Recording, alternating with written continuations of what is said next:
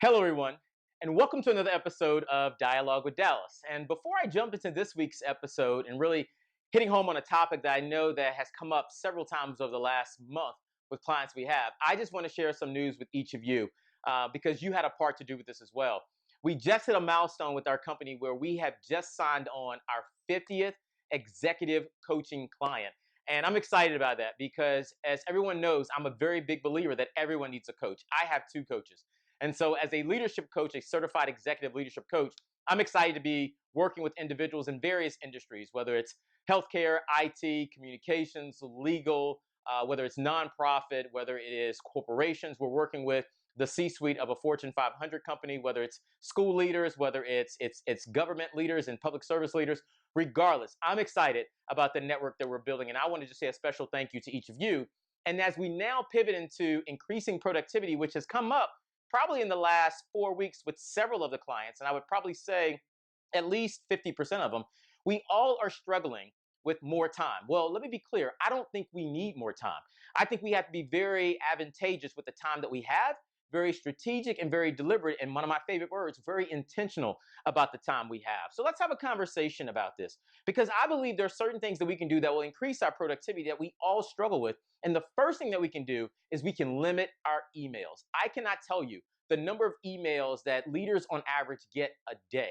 So one of the things that we do with our clients several times is that we will do a time inventory. And on average, 35 to 40% of a leader's time is spent on emails. It's being copied on emails. It's being blind copied on emails. It's emails where someone literally can send a text message, or if empowered to make a leadership decision on his or her own, they could actually make the decision without having to come always to who they appear or believe to be the boss to get that decision made for them. Even when we go to sites, Google sites and all these other sites, when our email addresses go into that, we actually clutter our email boxes. And so I've heard from leaders who say, I go away from 2 days and I come back and I have 200, 300 emails. You're not going to be able to be productive going through 200 or 300 emails. We have to limit that.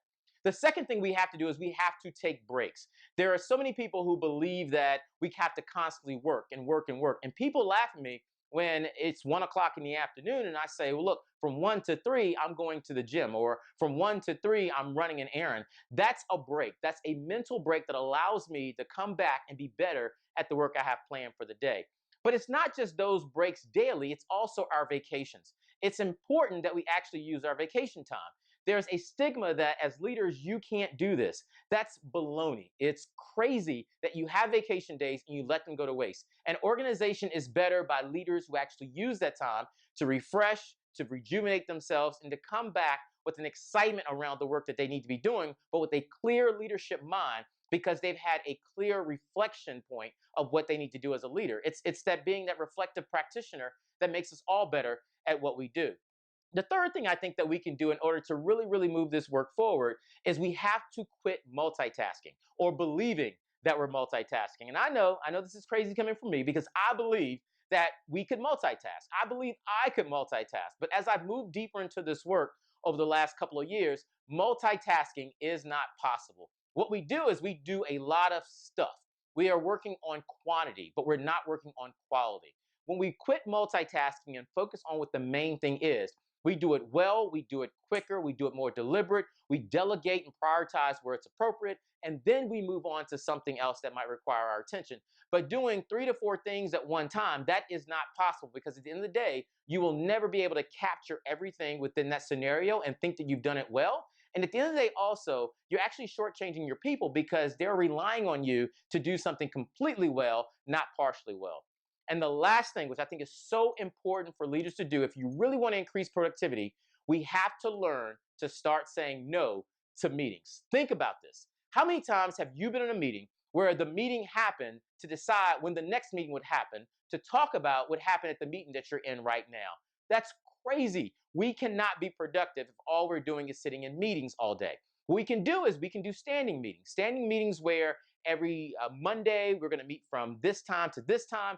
These are going to be the standing agenda items, and then we're going to put time slots around those things to make sure that we're staying on target and we have things that we have to do to bring back to the table as a follow-up so we're not constantly on the hamster wheel. But I will tell you, when you look at the time inventory that we've done with just our clients, our clients are spending 30 to 40% of their time in meetings. Think about this. If 30 to 40% of your time are in meetings, 30 to 40% of your time are in emails, you're spending 60 to 80% of your time not being strategic, deliberate, or even getting to know other individuals around your organization.